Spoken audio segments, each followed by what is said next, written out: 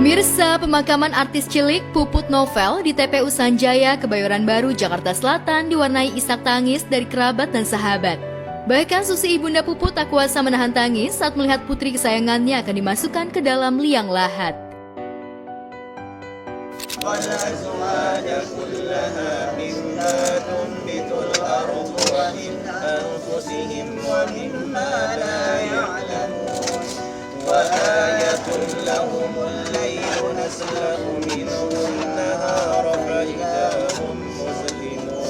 Kamu rela susah bersama orang lain. Ya Allah, anakku sayang, cintaku, buah hatiku, malaikat, selamat jalan anakku sayang. Kaget banget. Semuanya kita teman-teman pada kaget. Puput itu ya nggak kelihatan sedikit pun dia sakit. Dia itu kelihatannya sehat walafiat, fisiknya gemuk, cantik, malah dulu lebih kurus, sekarang malah gemuk gitu. Lebih berisi badannya, lebih seger malah. Jadi kita nggak tahu. nggak ada yang tahu, makanya kita kaget apa kecelakaan apa ya kita Iya. semalam bertanya-tanya.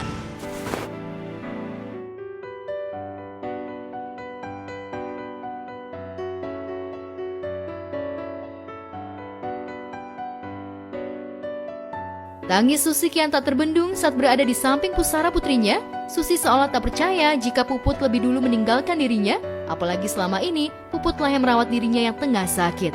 Susi pun berharap jika putrinya mendapat tempat yang layak di sisi Allah, apalagi Puput memang dikenal sebagai anak yang berbakti. Benarkah Susi dan keluarga memiliki firasat sebelum kepergian Puput untuk selama-lamanya? Ya Allah, Rasulullah titip anak hamba. Ya Allah, titip anak hamba ya Rasulullah. Titip, ya Allah, ya Rabbi, ampuni dosanya, ampuni dosanya, anak hamba, ampuni dosanya. Dosa dia adalah dosanya hamba, bukan dosanya dia. Dia tidak punya dosa.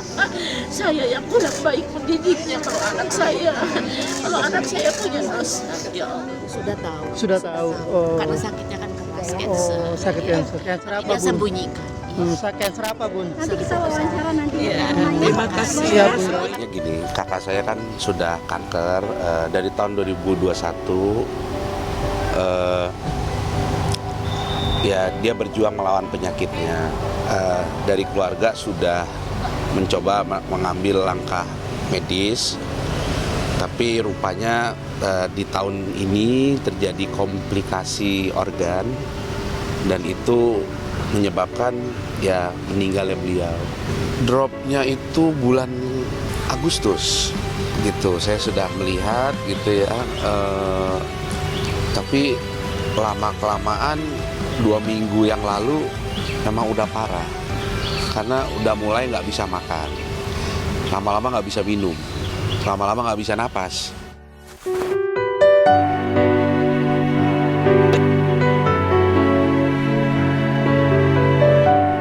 Ya, artis yang memiliki nama lengkap Putri Zizi Novianti ini meninggal di usia 50 tahun akibat menderita kanker payudara dan komplikasi.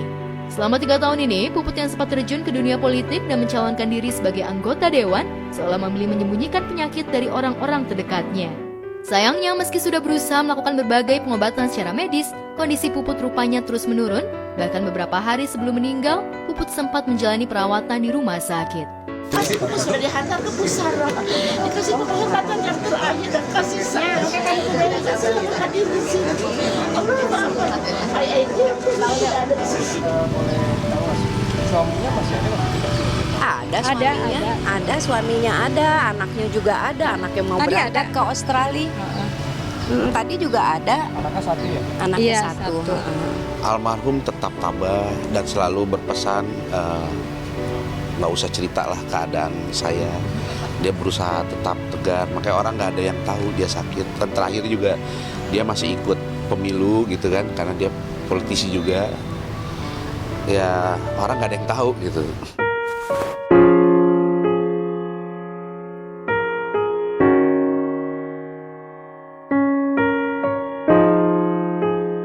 Ya, Puput seolah tak ingin membuat orang-orang terdekatnya terbebani dengan penyakit yang dideritanya. Puput bahkan meminta kepada keluarga untuk menutupi perihal penyakitnya. Ya, Memang makanya baik banget. dan sama soalnya. keluarganya juga mungkin dia cuma ngomong sama ibunya, sama anaknya, mungkin Sama teman-teman nggak ada, dia nggak mau sama ngasih keluarga tahu. yang lain juga dia nggak mau bilang kalau sakit. Udah bersahabat kenal dari pas Dari zaman kecil. Dari kita Dari- nyanyi, iya, dari kita nyanyi masih bareng-bareng. remaja lah kita dulu. Masih zaman-zaman TVRI Ah, dulu. sering Sering banget. banget kita show bareng. Nyanyi Nyanyi bareng, bulak-balik Bulak- nyanyi bareng. Ya Allah, Puput masih muda banget. Makanya umur teman-teman semua 50. pada kaget semuanya nggak?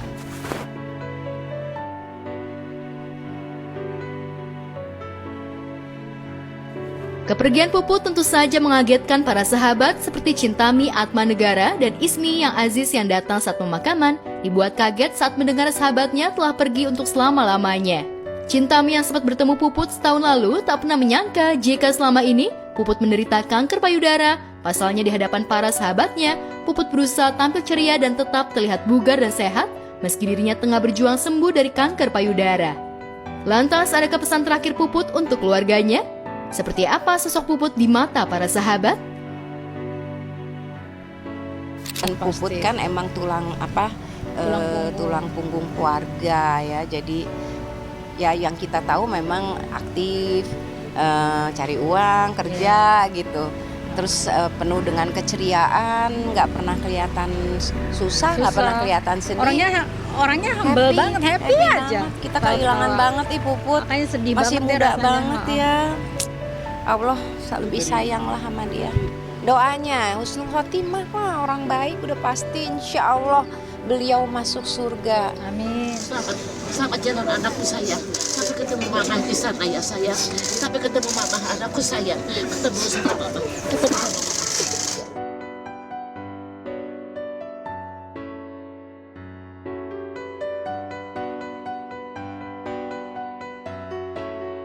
Di sisi lain, komedian Surya Insomnia mendadak jadi sorotan, namun kali ini bukan lantaran lawakannya, melainkan kisah persahabatannya dengan rekan selebriti diantaranya Omesh, Imam Darto, dan Angga Enggok.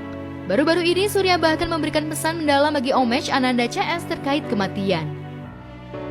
Itu pesan gua, pas salah satu di antara kita mati duluan, datang ke pemakamannya, jangan pakai celana yang bagus-bagus, anterin sampai bawah. Ya itu kan soalnya anak dia perempuan semua.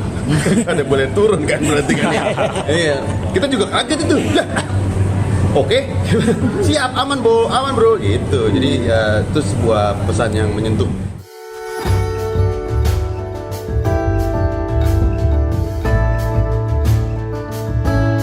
Dalam video yang beredar jagat maya, Surya meminta kepada teman-temannya agar jika salah satu dari mereka meninggal lebih dulu, mereka bersedia untuk mengantar dan juga meminta mereka untuk tak menggunakan celana bagus agar bisa ikut turun ke liang lahat.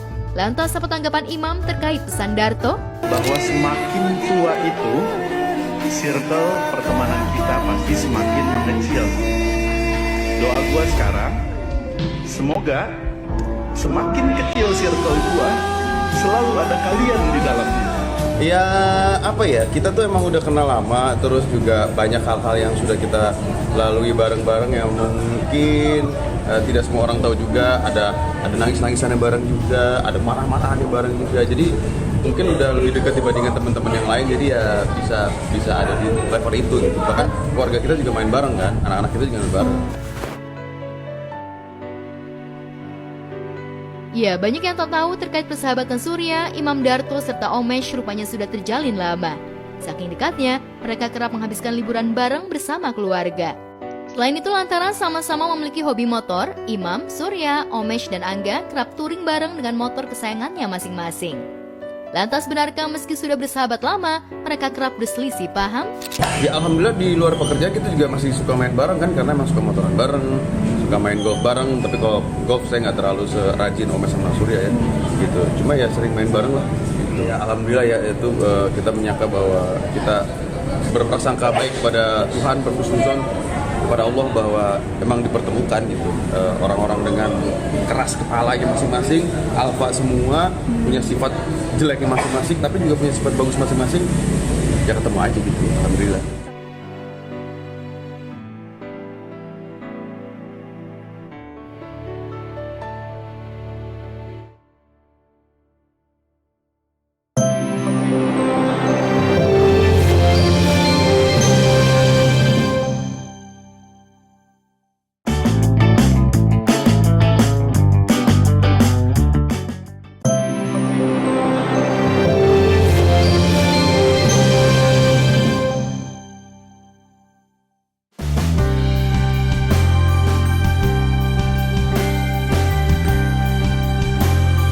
Sementara itu, suasana jelang laga Timnas Indonesia melawan Timnas Australia dalam kualifikasi Piala Dunia putaran ketiga zona Asia semakin membuat penasaran publik. Selain pendukung Timnas Australia, para pendukung Timnas Indonesia juga tak kalah penasarannya, sehingga tak henti memberikan dukungan penuh dengan harapan berhasil menekuk Timnas Australia.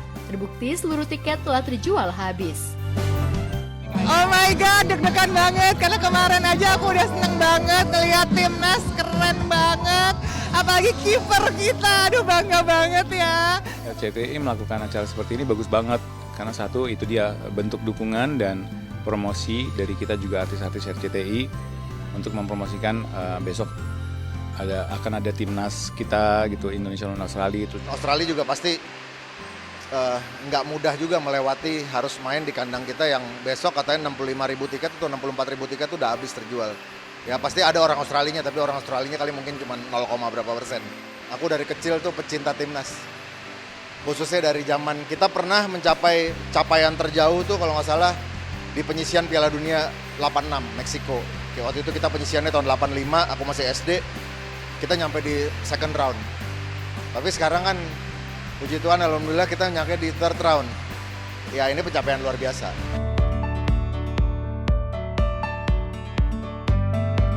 Laga Timnas Indonesia melawan Timnas Australia yang akan digelar di Stadion Utama Gelora Bung Karno diperkirakan publik termasuk para selebriti akan berlangsung lebih seru dari sebelumnya.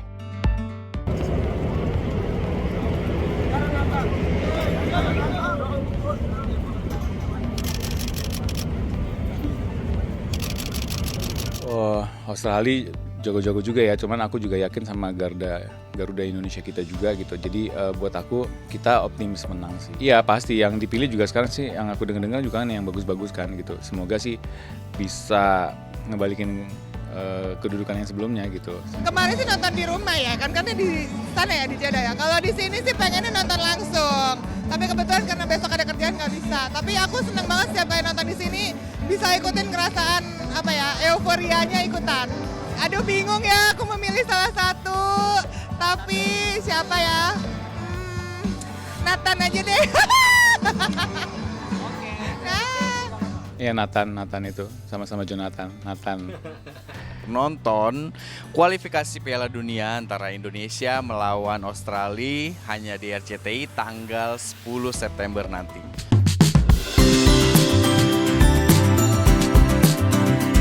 Pada laga yang akan berlangsung pada Selasa malam nanti, Timnas Australia bahkan tak berani memandang sebelah mata Timnas Indonesia. Sekalipun pada laga sebelumnya, Timnas Australia sempat menekuk Timnas Indonesia 4-0. Lantas seperti apa kesiapan Timnas Indonesia kali ini menurut para artis pendukung skuad Garuda Muda ini?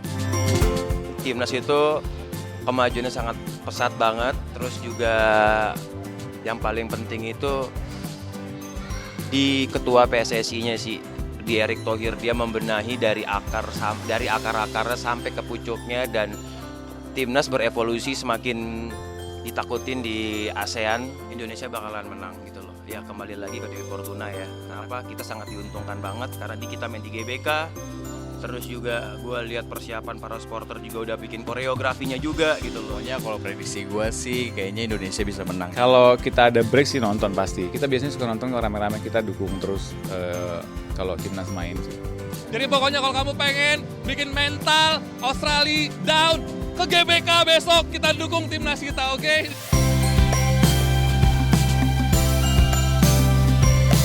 Melawan Timnas Australia, Timnas Indonesia sudah bersiap dengan sejumlah strategi yang dianggap jitu. Selain bermain di kandang, dukungan penuh para supporter diharapkan dapat menambah rasa percaya diri para pemain. Sementara itu, Timnas Australia mengaku tak gentar dan akan berlaga dengan serius. Lantas seperti apa peluang kemenangan Timnas Indonesia melawan Timnas Australia? Harusnya sih Indonesia bisa menang ya, apalagi kan ini mainnya di GBK kan, jadi ini di Indonesia. Euforia penontonnya juga pasti bakalan heboh banget, jadi aku sih berdoa semoga Indonesia bisa kasih yang terbaik. 2-1. Indonesia 2. 2-0 paling enggak. Antara 1-0 dengan 2-1. 3-0 ya, 3-0 Indonesia ya, harus ya. Pemirsa semuanya jangan lupa saksikan Indonesia versus Australia di kualifikasi Piala Dunia hari Selasa 10 September hanya di RCTI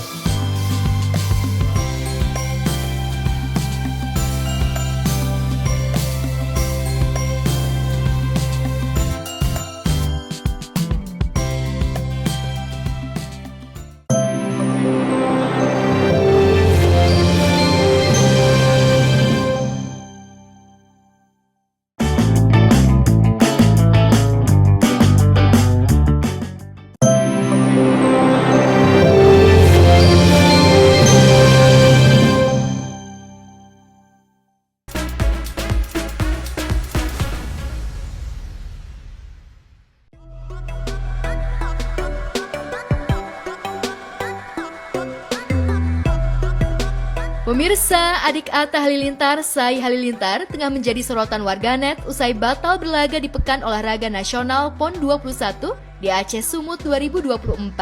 Awalnya ia harus mewakili Pemda Banten untuk ikut berlaga di cabang olahraga golf. Namun adik Atta Halilintar dan Thorik Halilintar itu gagal berlaga karena masalah administrasi yang tidak lengkap.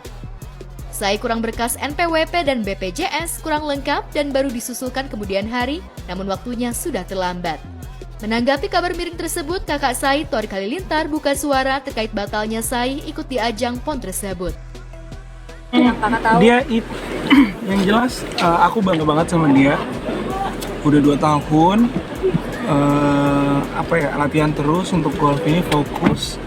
Dan menurutku setelah masuk kualifikasi pun di semua kualifikasinya dia nilai tertinggi, ranking tertinggi, dan aku bangga banget sama dia. Dan apapun yang terjadi dia akan selalu support Pekan Olahraga Nasional sampai akhir nanti. Kemarin juga di acara-acara Pekan Olahraga Nasional dia tetap meramaikan, dia tetap membesar hati, dan I'm very proud.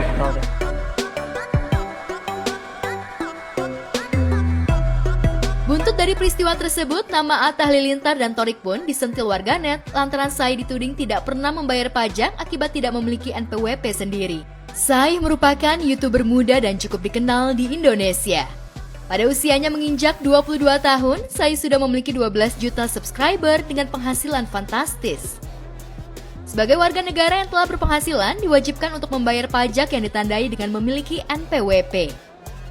Dalam peraturan negara, kepemilikan NPWP wajib bagi mereka yang sudah di atas 17 tahun dan memiliki penghasilan. Kabar Sai tak punya NPWP ini kemudian merembet kemana-mana setelah diungkap sebuah akun gosip Instagram @lambe_danu baru-baru ini. Warganet sontak mempertanyakan mengapa Sai Halilintar tak memiliki NPWP yang harusnya dimiliki seorang influencer dengan penghasilan ratusan juta lebih seperti dirinya. Publik jadi curiga dan menuding jika selama ini Sai tak pernah bayar pajak karena tidak ada NPWP. Kak Sai dong, Kak Thorik mungkin gimana? Kenapa bisa Sai tetap udah punya NPWP belum sih Bang? Udah, ini cuma telat masukin administrasinya. Kenapa? Sementara itu dihujani beragam hujatan hingga fitnah, Thorik Halilintar dan Alia Mas Said yang sudah mempolisikan sejumlah akun penyebar hoax tetap tampil mesra di depan kamera awak media. Kebersamaan pasangan pengantin baru itu seolah menjawab beragam tudingan netizen tentang kehidupan pribadinya. Perubahannya apa ya? Kamu nggak ada yang berubah sih, kamu selalu cantik. Jadi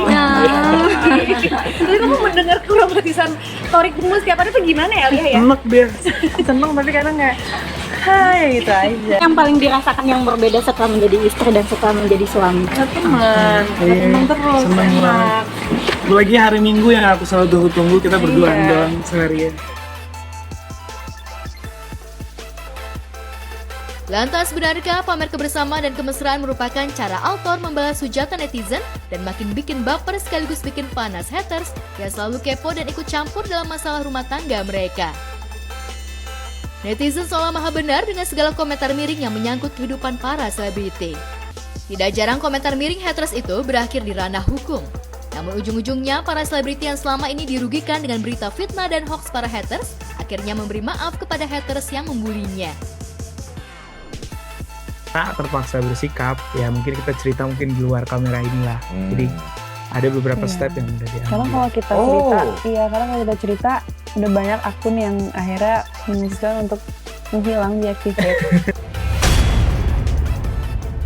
Tapi kalau bisa udah menjatuhkan kehormatan istri aku harus bertindak. Ada beberapa poin sih yang akhirnya aku putuskan untuk mengambil sikap. Dan kebanyakan nih yang menyerang istri aku secara langsung. Ya tapi kamu pas itu di TikTok ada yang bilang kamu kena ADHD. Itu bener gak sih? Apalagi bilang mudah ke distract kalau buat saya lagi ngobrol. Gimana tuh Kak? Itu tidak ada. Gimana kalian? Sebenarnya kayaknya masalah mental itu bukan sesuatu yang dibicarakan dan dipublikasi. Karena jadi banyak orang yang belum teredukasi banget ya. Yes. Jadi tapi either way apapun semua orang punya pastinya. Jadi kayak not a big deal. Iya.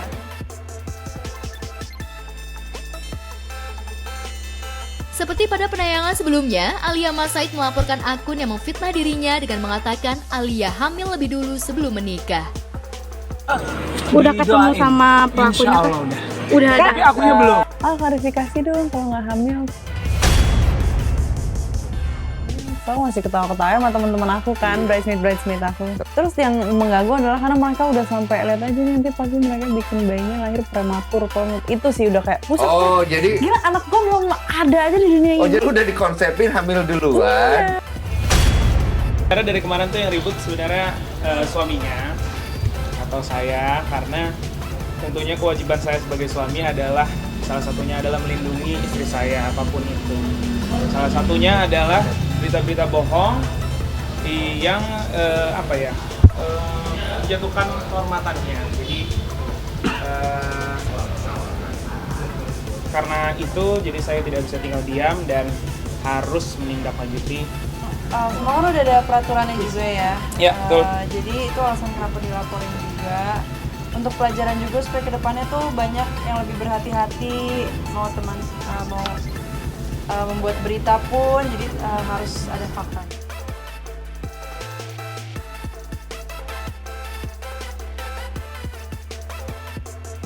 Searah dengan kemesraan yang ditunjukkan Thorik dan Alia, pemandangan yang sama juga ditunjukkan Gilga Syahid dan Happy Asmara usai menikah. Ditemui tim Gospot di sebuah acara, Gilga Syahid mengaku kalau ia bersama Happy Asmara baru saja melakukan perjalanan honeymoon di Thailand. Pemilik nama lengkap Gilga Syahid Hardiansyah, kelahiran kota Madiun itu, mengungkap mengapa negara dengan sebutan Gajah Putih yang dipilih mereka untuk bulan madu. Seru banget sih Mas honeymoon, karena aku orangnya nggak pernah keluar rumah ya, nggak pernah jalan-jalan. Jadi ya istriku yang ngajarin aku buat jalan-jalan keluar rumah, ketemu sama orang-orang tuh. Aku nggak pernah keluar rumah. Pemilihan ke Thailand pun dari Happy ya? Iya, dari Happy semuanya. Aku cuma ngikut doang Mas. Selama mengunjungi negara merdeka itu, Gilga dan Happy mengunjungi tempat-tempat wisata ternama, termasuk pilihan untuk berlibur ke pantai yang menjadi kesukaan Happy Asmara. Pria dengan suara khas itu mengatakan memang Happy Asmara dan keluarga besarnya sangat menyukai pantai.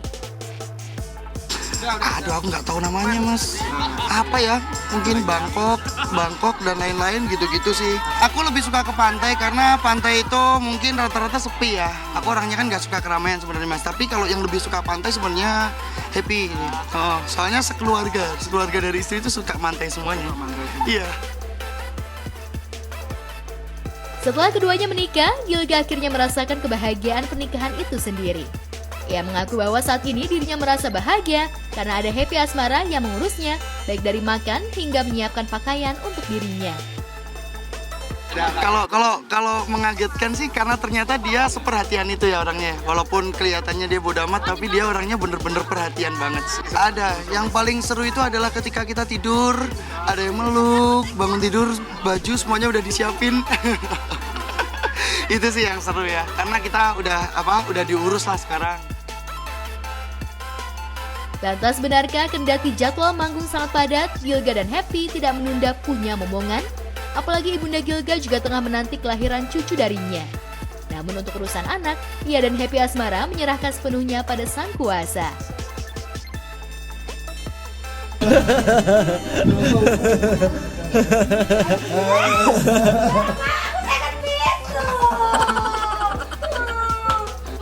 Ya doanya katanya semoga cepet sih. Soalnya udah berharap banget pengen cepet menimang cucu dari anak yang paling disayang kayaknya. Nggak menunda ya? Enggak, insya Allah enggak. Intinya kalau memang udah diberi, kita siap gitu aja. Kita berharap yang terbaik aja. Silahkan hujat aku atau hujat istriku, monggo kalian punya pemikiran masing-masing, tapi jangan sampai menyentuh ke masa depan yang kalian tidak tahu sendiri.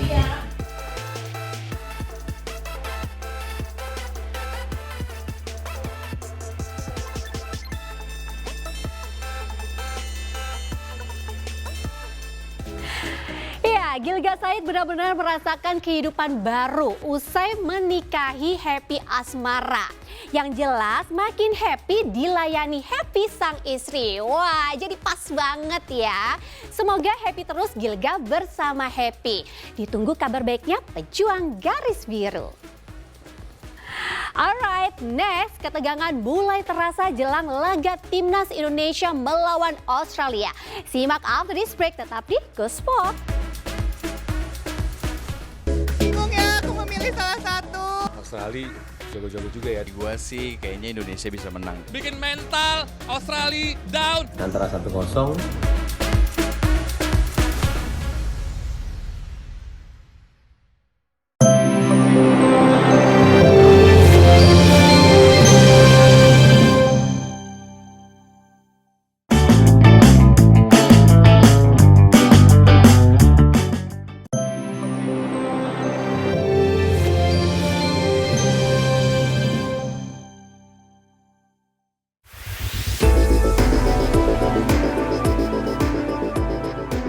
Pemirsa, sidang kematian Dante, anak Tamara Tiasmara dan Angger Dimas kembali digelar pada Senin 9 September di Pengadilan Negeri Jakarta Timur. Agenda sidang kali ini pihak terdakwa Yuda Arfandi menghadirkan ahli digital forensik. Membantu meringankan tidak keterangan dari saksi ahli forensik? Sedikit membantu ya, karena dia bilang bahwa yang paling tepat itu adalah jangan tentang ganggang. Kalau di kolam renang itu yang paling tepat itu adalah tentang kafore. Sedangkan visum kan tentang ganggang. Seharusnya yang lebih mudah dan sempurna. Seharusnya begitu di rumah sakit pertama, karena ada ini tidak wajar, menurut beliau kalau yang tidak wajar itu kematian itu berdasarkan dengan faktor ekstern, bukan faktor intern. Jadi seharusnya kalau dia dari kolam renang seharusnya tidak wajar, maka dokternya harus memberitahu kepada polisi. Intinya pertama-tama saya turut berduka cita atas Dante. Saya juga minta doanya untuk abang saya, karena banyak asumsi-asumsi yang berlebihan, yang pada dasarnya nggak sesuai dengan faktanya gitu. Nggak apa-apa. Itu kan kebebasan hak juga kan. Kalau emang Allah bersalah ya udah dilaporin aja. Benar gitu. Nggak, iya, kalau memang salah dilaporkan aja, nanti dibuktiin lagi kan gitu aja. Simpel kalau gitu mas. Sementara itu, sidang kasus kematian Dante kali ini juga kembali diwarnai keributan. Suasana mendadak tegang di antara Angger Dimas, ayah almarhum Dante dan keluarga terdakwa Yuda Arfandi usai sidang kasus kematian Dante. Peristiwa begitu cepat ketika terjadi adu mulut antara Angger Dimas dan Ivan, adik terdakwa.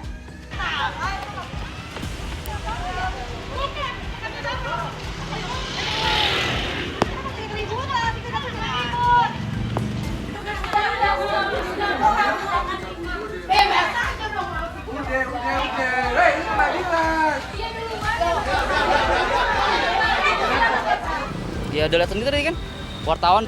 Terus tadi ada, kalau nggak salah tadi ada anggota dewan ikut-ikutan intervensi juga. Awal mulanya kan katanya saya dicariin sama keluarganya. Saya kan cuma nyamperin doang, saya mau tahu, saya cari. Saya dorong-dorong di belakang tadi kan. Ivan, oh itu namanya Ivan ya? Iya. Oh iya tuh, saya cari nama dia katanya. Ya kita ini negara preman atau negara apa? Anak saya udah meninggal ini, anak saya di Abang nih. Belakang ramai banget tadi. Kenapa tadi wartawan nggak boleh liput? Iya, suruh matiin kamera. Jangan tahu sama gitu-gituan. Suasana juga makin memanas tatkala ayah Angger Dimas yang ada di lokasi tampak membela sang putra dan ikut meledek keluarga Yuda Arfandi. Seorang wanita yang diketahui merupakan keluarga Yuda juga berbalik meledek ayah Angger Dimas. Sementara itu, Ivan yang dipisahkan dari Angger Dimas terus melontarkan kekesalannya pada mantan suami Tamara Tiasmara. Saya juga tadi sempat ditarik tuh. Kenapa kamu narik-narik saya, Bapak? Loh, cucu saya ini, bukan orang lain. Saya kakeknya, saya bilang. Makanya tadi saya ke belakang tuh cuma mau sholat. Ayo nggak sholat ke belakang. Tapi rupanya udah mulai ramai tuh. Apalagi tadi yang duduk di gazebo tadi tuh. Nah ini kan mencerminkan budayanya beda. Ya mohon maaf ya. Saya dalam kategori saya masih punya sopan santun.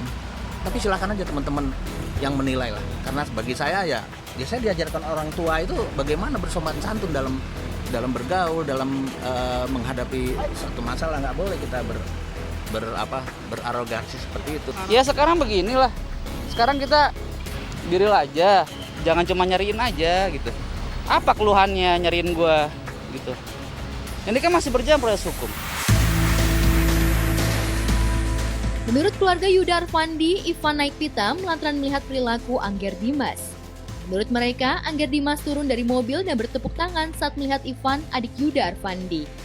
Namun benarkah ada unsur kesengajaan dari pihak terdakwa hingga memancing emosi pihak keluarga korban? Begini-begini. Ini maksudnya apa? Maksudnya apa? Mau nyerang dong, mau konfirmasi. Turun mobil tepuk tangan. Nanti apa dia gitu? Menyerang keluarga kita, kita apa menyerang aja kok baik pengadilan. Kemarin berapa minggu yang lalu kan selalu ngomong, saya anggota dewan ini. Lah apa kaitannya? Seorang anggota dewan justru memberikan contoh yang baik, ya. Memberikan dia kan public figure juga. Karena anak saya kan di medsos kan diserang. Ada itu coba dibuka deh. Yang bilang katanya nyawa anak kecil aja diributin. Lah saya bilang apa? Anda manusia bukan? Yang komentar gitu netizennya.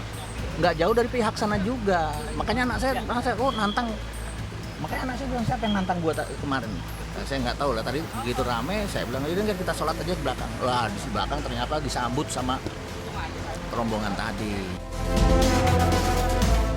Aku masih nggak jelas ya, tapi tadi kalau kata adik aku awalnya katanya ributnya sama Angger, adiknya kalau nggak salah, adiknya terdakwa. Terus malah jadi rame yang ikut timnya mereka, kan mereka juga kan kalau sidang gitu suka bawa mafia kayak yang orang-orang kayak apa sih preman-preman gitu, katanya langsung pada keluar, terus tante-tantenya om-omnya langsung pada nyerbu juga, jadi semuanya karena jadi kelas itu tadi katanya ya, heboh ya. Emang kemarin-kemarin juga keluarga terdakwa kerap cari ribut di persidangan? Selalu mancing emosi, selalu nyari ribut, makanya itulah yang aku hindarin gitu ya, karena kan aku udah mulai kepancing yang kemarin awal-awal, jadi mendingan sekarang udah deh kalau yang belum terlalu penting banget aku mendingan gak usah datang. Ingat loh, anak nih ya jujur-jujuran aja ya, anak saya tuh dikatain ngakunya sih katanya gue bakal belain abang gue gitu, tapi nggak usah dorong-dorong gue lah, bocah. Oh iyalah laporkan, nggak bisa, anggota dewan itu nggak boleh ikut-ikutan. Siapa tadi bang anggota dewan? Siapa namanya nggak tahu lah namanya, saya nggak bisa buka, tapi anggota dewan itu nggak boleh ikut-ikutan masalah rakyat. Mau lapor kemana gitu? Dia lapor ke Polda ya. Di saat setelah persidangan sempat terjadi keributan antara Angger dengan keluarga terdakwa, Tamarati Asmara terpantau tidak hadir dalam sidang lantaran ada agenda syuting. Namun meski begitu, Tamara tetap memantau persidangan kasus kematian putranya. Hari ini aku nggak hadir karena kan dari pagi sini banyak. Update-nya juga belum tahu gimana-gimananya sih, karena kan baru selesai juga sidangnya. Cuma katanya hari ini cuma ada satu saksi ahli dari pihak terdakwa, itu dokter forensik.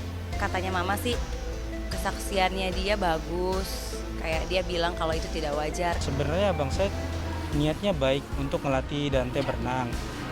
Cuman mungkin abang saya nggak tahu atau berlebihan atau gimana. Tapi pada dasarnya abang saya tidak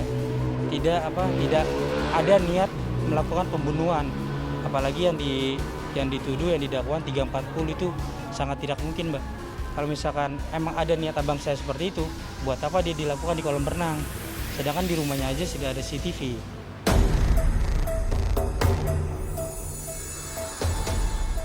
Sementara terkait persidangan, saksi ahli forensik yang dihadirkan terdakwa, Yuda, di sidang berpendapat bahwa kematian Dante itu tidak wajar. Sebagai informasi, Dante meninggal dunia pada 27 Januari 2024 di kolam renang daerah Duren Sawit, Jakarta Timur. Yuda disebut polisi membenamkan Dante sebanyak 12 kali di dalam kolam sedalam 1,5 meter, namun Yuda mengaku melakukan itu untuk latihan pernapasan. Iya, emang pure latihan. Karena sebelumnya saya juga pernah berenang sama abang saya, sama Dante juga, sama Tamara juga. Mengajarkan Dante belajar berenang. Karena abang saya mengajarkan Dante berenang karena anaknya agak lebih pintar berenang. Jadi abang saya ingin fokuskan untuk Dante supaya bisa berenang. Lantas apa harapan keluarga korban terkait sidang kali ini? Walau bagaimanapun kesedihan saya belum hilang, walaupun ini takdir ya. Semua media yang ditindih kekerasan itu nggak boleh. Ini masalah masih berjalan di koridor hukum. Nggak boleh seperti itu. Kan kita kan cuma ngomong tadi kan. Kenapa nyariin gua? Ada apa nyariin gua? Kenapa gua berdorong-dorong, diteriakin, dikata-katain? Anak gue dikata-katain juga loh sama keluarganya. Nyawa anak kecil dikata-katain, bayangin udah nge-katain lagi.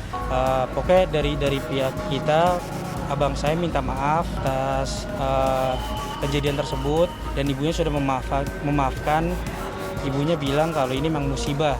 Walaupun memang bukan di tangan abang saya, mungkin juga meninggal di tangan orang lain karena memang udah takdir. Ibu bilang seperti itu kalau nggak salah. Ya, aku tetap ini sih, pokoknya tetap kerja keras lah buat menuntut keadilan untuk Dante. Walaupun sidangnya seminggu 2 kali, Senin Kamis, malah aku happy sih karena sidangnya jadi cepet kan kalau seminggu 2 kali. Jadi kita nggak usah nunggu seminggu sekali gitu. Malah pengennya dibikin seminggu 3 kali sekalian biar cepet selesai. Kurang tahu, semoga aja secepatnya karena kan saksi-saksi yang lain udah nih, tinggal ahli-ahli aja.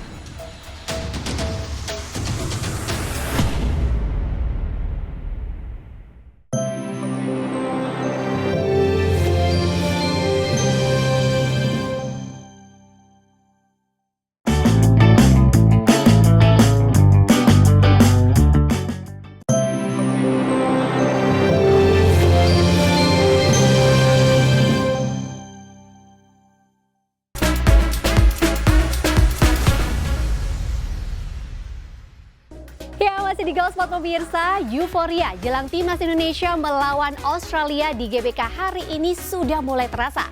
Bahkan sederet selebritis siap menjadi saksi pertarungan di ajang kualifikasi Piala Dunia 2026 zona Asia tersebut. Dan pemirsa juga bisa menyaksikan secara langsung keseruan pertandingannya di layar RCTI malam ini pukul 19 waktu Indonesia Barat. Ya, sementara itu pemirsa, setelah menjalani operasi tumor otak di kepalanya, Tyson Lynch didampingi oleh Melanie Ricardo menjelaskan kondisinya saat ini. Dan pemirsa, jangan lupa untuk selalu menyaksikan Gospel setiap harinya, Senin sampai Jumat pukul 8.30 waktu Indonesia Barat, Sabtu pukul 6.45 waktu Indonesia Barat, dan hari Minggu pukul 6 pagi waktu Indonesia Barat, hanya di RCTI.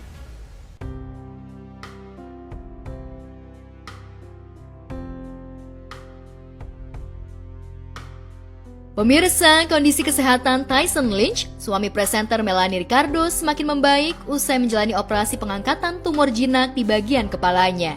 Pada saat ini, Tyson yang ditemui bersama Melanie mengungkapkan jika kondisinya sudah semakin sehat, bahkan sudah mulai masuk kerja. Kondisi ya baik-baik aja, puji Tuhan, alhamdulillah. Cuman ini kelenjar getah bening. Segitu aja. Yang paling penting saya dirawat untuk inap di salah satu rumah sakit karena keluarga saya di sana semuanya udah kanker. Jadi bukan khawatir, cuman harus sangat hati-hati. Semuanya udah balik ke aktivitas biasa aja. Suami aku hari ini kayaknya 1,5 minggu ya udah menjalani operasi tumor di kepalanya. Ini bukan di dalam kepala ya, tapi di luar, jadi di permukaan kepalanya dia. Puji Tuhan kami sudah mendapatkan hasil patologi, hasil biopsi, hasilnya bukan kanker, hasilnya hanya tumor yaitu kelenjar getah bening di kepala gitu. Dan yang paling penting doa supaya biaya rumah sakit cukup ya. Sempat takut kanker, apakah memang karena takut Bu, takut karena kan Tyson itu kakaknya dua-duanya breast cancer, mamahnya juga breast cancer, and then I think his dad juga got cancer, tapi pokoknya banyak riwayat keluarga. Tapi ya aku percaya dalam nama Yesus, Tyson dijaga. Dan yang itu aku bilang tadi, operasinya nggak terlalu deg-degan, tapi hasil biopsinya yang lebih deg-degan. Sebelumnya, Melanie mengungkapkan jika suaminya mendadak masuk rumah sakit dan langsung menjalani operasi, lantaran tim dokter yang menanganinya menyebutkan adanya massa alias daging yang tumbuh di bagian belakang kepala akibat penyakit kelenjar getah bening yang sudah dideritanya selama 3 tahunan sehingga harus dihilangkan dengan cara operasi. Sebab itulah kepada media, Tyson menjelaskan bagaimana pengalaman menjalani perawatan di rumah sakit di Indonesia untuk pertama kalinya. Gak ada pusing, gak ada apa masalah, cuman takut itu bisa kanker, jadi harus dirawat, harus operasi, diperiksa untuk patologi. Tapi puji Tuhan, alhamdulillah nggak masalah. Bukan genetik itu dari beberapa orang itu kelenjar getah bening itu bisa jadi, tapi mungkin saya dapat dari dulu saat cukur dari barber seperti itu mungkin tidak bersih, jadi sekarang saya dicukur sendiri. Melanie dan Tyson berusaha menjelaskan soal putri tercinta mereka, Chloe, yang mengaku takut hingga tak bersedia masuk rumah sakit menjenguk dan menunggu ayahnya ketika sedang menjalani operasi kelenjar getah bening. Semuanya doain, puji Tuhan, Alhamdulillah, keluarga saya doain buat saya, tapi Chloe sama Karis tidak ikut untuk ke rumah sakit, cuma Melanie aja. Kenapa takut? Gak boleh, ya agak takut berdarah segala macam seperti itu, tapi udah puji Tuhan, Alhamdulillah udah nyaman. Karena aku datang tapi nggak ngelihat sampai ke masuk kamarnya karena Kenapa aku tuh takut. masuk, Nak? Aku takut sama rumah sakit gitu agak serem aja gitu. Karena kayak kan banyak orang sakit gitu kan.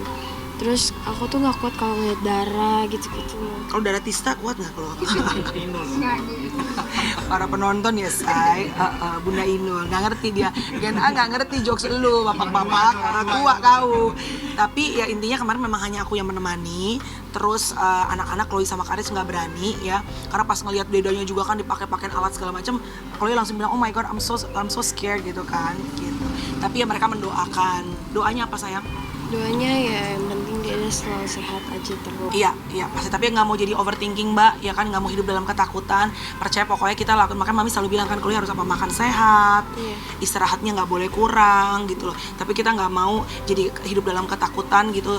Pokoknya kita we live the best that we can. Hal yang kita bisa kontrol kita kontrol, hal yang kita nggak bisa kontrol kita serahin ke tangan pengasihan Tuhan ya. Tapi Chloe nggak pengen jadi artis ya kak? Enggak. Kenapa? Nggak tahu, aku emang nggak mau jadi artis. Maksudnya nggak pengen jadi komedian kayak maminya, nggak mau. Jadi pelawak Chloe cocok loh kak, sama Boyen kita berdua, bagus loh kak. Emang mau jadi apa cita-citanya Kak Chloe? Aku mau jadi penyanyi tapi masih belum tahu sih. Mungkin ya aku masih belum tahu. Chloe itu ngefans banget sama siapa kak?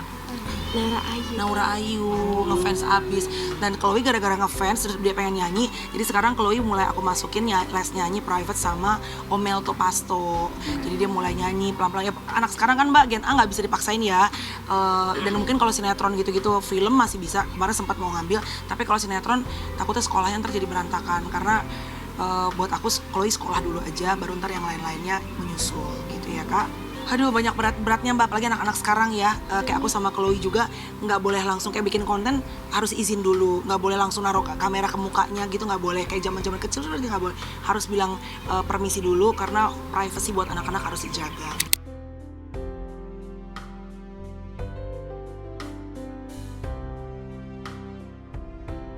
Sinetron Cinta Yasmin terlihat semakin seru. Rangga yang berusaha mendapatkan cinta Yasmin beberapa kali ditolak. Ketika Rangga datang ke rumah sakit pun, Yasmin tetap enggan menerima genggaman tangan Rangga. Iya Yasmin, alhamdulillah akhirnya kamu sadar. Kita semua khawatir sama kamu, bahkan sampai kita tetap ada di sini dan kita nggak pulang ke rumah. Iya.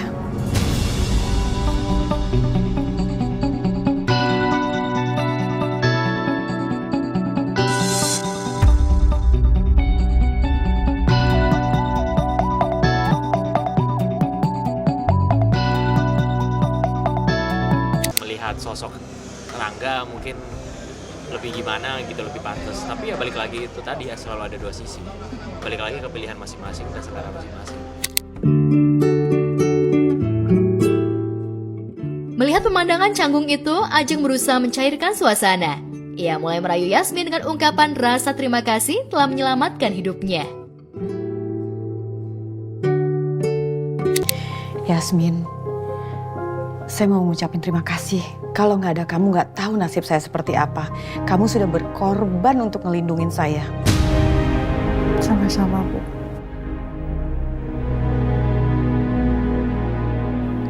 Udah sih, Mah. Gak usah lebay. Wajar kalau Yasmin nyelamatin Mama. Dia kan sengaja mau cari muka di depan Mama sama Karangga. Di sisi lain, Romeo terdiam melihat adegan canggung itu, sambil sesekali menegur atas kedatangan Rangga. Namun setelah Ajeng dan Rangga meninggalkan ruangan, Romeo merawat Yasmin dengan telaten.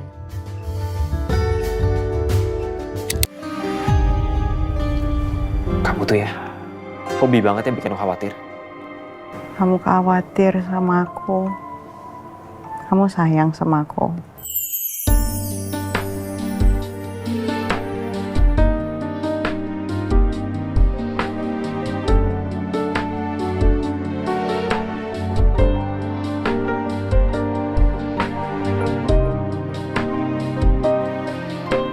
sayang sebagai teman. Romeo itu bisa melindungi Yasmin itu dengan cara dia sendiri gitu loh. Tapi kan itu tergantung lagi bagaimana pandangan orang. Ada orang yang melihat sosok Rangga mungkin lebih gimana gitu, lebih pantas. Tapi ya balik lagi itu tadi ya, selalu ada dua sisi. Yasmin merasa tenang melihat Romeo ada di dekatnya. Romeo juga lah yang menjaga dirinya selama pingsan hingga sadarkan diri. Belakangan Yasmin semakin yakin jika Romeo juga menyukainya. Lantas bagaimana dengan Romeo? Apa khawatir kamu ini pertanda cinta? Tapi kenapa kamu gak pernah mau ngomong jujur soal perasaan kamu ke aku? Kenapa kamu ngebiarin aku terus menebak-nebak isi hati kamu?